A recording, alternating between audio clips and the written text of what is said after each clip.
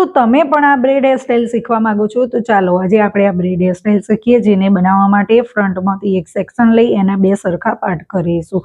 ઉપરવાળા પાર્ટને હાફ નીચે લાવી અને નીચેવાળા પાર્ટની રાઉન્ડ ઘુમાવી અને એની નોટ બનાવી દઈશું. હવે ઉપરવાળા પાર્ટમાંથી થોડા હેરને અલગ કરી અને ફિંગરની મદદથી નીચેની સાઈડ પકડી રાખીશું. હવે નીચેવાળો જે પાર્ટ છે એને ઉપરવાળા પાર્ટની સાથે એડ કરીશું અને ઉપરથી બીજા હેરને એડ કરીશું.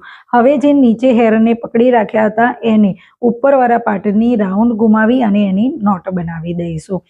હવે આ બ્રેડ બનાવતી વખતે એ વાતનું ધ્યાન રાખવાનું છે કે ઉપરથી થોડા હેરને અલગ કરી અને એને નીચેની સાઈડ પકડી રાખીશું.